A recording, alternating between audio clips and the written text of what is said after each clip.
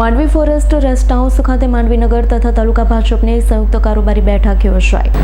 આજરોજ માંડવીનગર અને તાલુકાની સંયુક્ત કારોબારી બેઠક સુરત જિલ્લા ઉપપ્રમુખ અને તાલુકા પ્રભારી વિકાસભાઈ પટેલ તથા માંડવીનગર પ્રભારી અજીતસિંહ સુરમા અધ્યક્ષ સ્થાને રાખવામાં આવ્યો।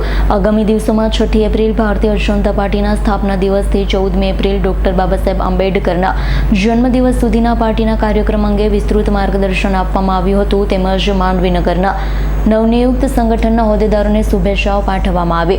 ઉપસ્થિત માંડવીનગર પ્રમુખ પ્રિતેશભાઈ રાવળ, માંડવી તાલુકા પ્રમુખ અનિલભાઈ ચૌધરી, તાલુકા પંચાયત પ્રમુખ દિલીપભાઈ ચૌધરી, કારોબારી અધ્યક્ષ કમલેશભાઈ ચૌધરી, માંડવી નગરપાલિકા પ્રમુખ અને પાર્ટી સ્થાપના દિવસ સંયોજક નિમેશભાઈ શાહ, ઉપપ્રમુખ સંધ્યાબેન ચૌધરી, કારોબારી અધ્યક્ષ કિરીટભાઈ પટેલ, માંડવી તાલુકા પૂર્વ પ્રમુખ અને પાર્ટી સ્થાપના દિવસ સંયોજક દિનેશભાઈ પટેલ, માંડવીનગર પૂર્વ મહામંત્રી, પાર્ટી સ્થાપના દિવસ સંયોજક સ્નેહલભાઈ મોઢેરા, માંડવીનગર ભાજપના મહામંત્રી શાલીનભાઈ શાહ, વિજયભાઈ પટેલ, એપીએમસી ચેરમેન લલ્લુભાઈ ચૌધરી, સંગઠનના હોદ્દેદાર, ચૂંટાયેલા સભ્યો, મોરચાના પ્રમુખ, મહામંત્રી, બૂથ પ્રમુખ તથા અગ્રણી કાર્યકર્તાઓ હાજર રહ્યા। વિકાસ વિનોદભાઈ પટેલ, સુરત જિલ્લા ભાજપ ઉપપ્રમુખ તેમજ માંડવી તાલુકા ભાજપના પ્રભારી તરીકે કાર્યરત છું।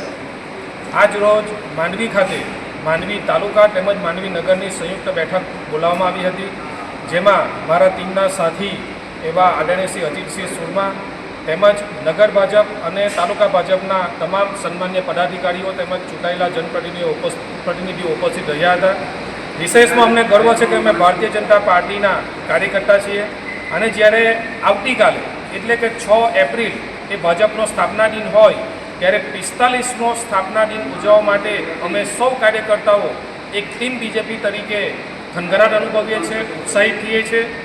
ત્યારે આગામી સ્થાપના દિન તેમજ પક્ષની સૂચના મુજબ હાથ ધરાનાર રામનવમી, ગામ ચલો અભિયાન, સક્રિય સભ્યોનું વિશાળ સંમેલન સહિતના તમામ કાર્યક્રમો સંદર્ભે જરૂરી સૂચનાઓ આપી આ તમામ કાર્યક્રમો ટીમ ભાજપ દ્વારા સફળ સંપન્ન થાય એના માટે વિસ્તૃતપણે ચર્ચા અને માર્ગદર્શન આપવામાં આવ્યું।